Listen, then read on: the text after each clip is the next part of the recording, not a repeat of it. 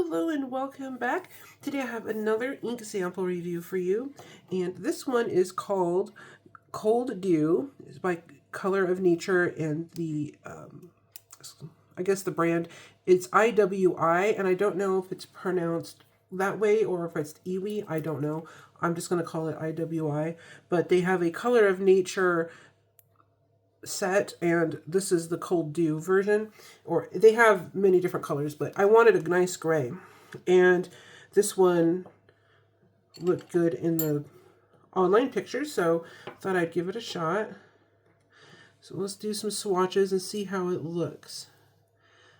So this is one of the many grays that I got when I've been looking for, I guess, a nice gray to replace April Showers, which is one that Ferris Wheel Press made, and it was my favorite color, and then of theirs, it was my favorite color that they carried.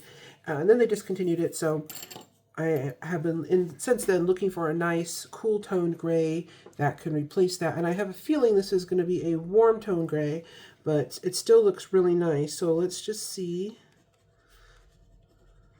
It's still very pretty. This one's by IWI. And we're just going to let that dry and see how that turns out. I know that typically grays surprise me. I'll look at them and think, oh, that's just a gray, I'm not going to like it, and then it ends up being really pretty. So I always withhold my judgment until after I've tested them out. All right. Yeah, this one almost seems to have a very slight green undertone to it, which is unusual. Most of my grays are either very clearly warm, like almost like a brown, warm undertone, or they're cool, like a blue or a purple. So that makes this one very different. This is copy paper. And we'll test it out on a couple different papers. Okay. This looks nice. There's not a lot of feathering, and it's legible. So this is a good one to use on copy paper if that's all you have available. You could definitely use it on that. Let's try it on some HP 32.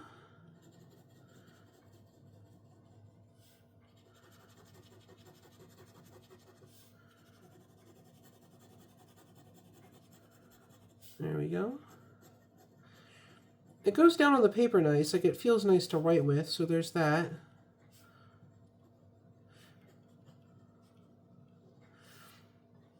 It looks like there might be a little bit of shading.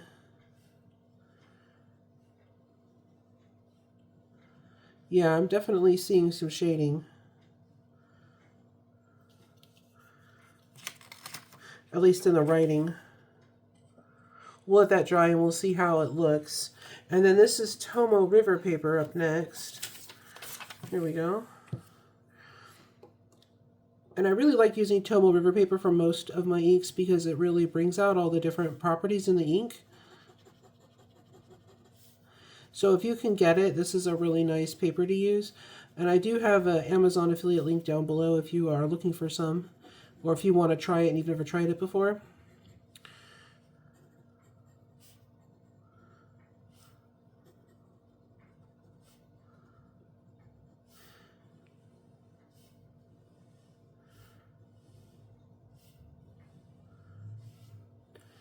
Yeah, it feels good to write with. It's really smooth. And interestingly, it looks like they're, well, no, there's still shading on this. I'll give it a few seconds to dry here.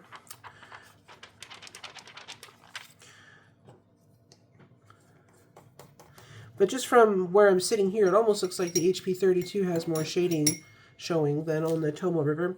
And I've had that happen before with some inks where they seem to almost look better on the HP 32 than on the Tomoe River. But then when I pick it up and look at it, I can see that there is actually shading in the writing here.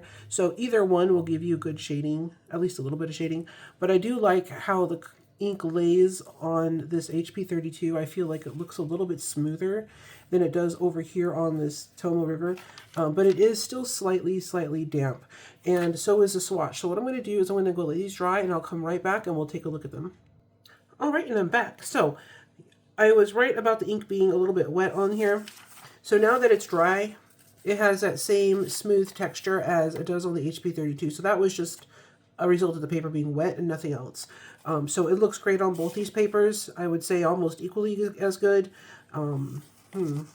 Yeah, I would say that's pretty close.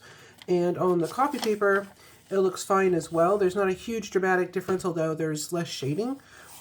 And I think also the tone of the ink is slightly more warm here than it is on the copy paper. And that might have to do with how quickly the paper is absorbing the ink. And that is a total guess.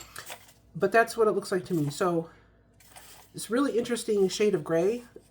I think it definitely does lean a little bit warm. And let me show you the swatch card. And so this is definitely a brownish gray, in my opinion, just because of the tones in here that you can see the different, like, basically it does look brown. It has this really nice shading here, and that to me looks blue. So I think what they might have been trying to attempt was a neutral gray, like a true neutral, maybe. Again, just a guess, but it's really a nice color. And down here there's some feathering, which I wasn't expecting. And on the back of the swatch card, it looks like the ink has come through a little bit. And I wonder if maybe something went on with this particular swatch card, or maybe this ink is really, really wet or something. I'm not sure what causes the feathering like that, but that's the first time I recall seeing that on the swatch card. So take that for whatever that's worth. But it is really pretty. I do like the ink, and this is a really nice gray, and I'll definitely find a use for it. Perhaps I was even thinking it might be pretty to paint with, especially if it breaks out in these different colors. I could see myself finding a really fun use for that. So I hope you enjoyed that review, and if you'd like to see me review any other colors in particular, leave a comment down below, and if I have the color or if I can get it, we'll do a review. And thank you so much for watching. You have a great day.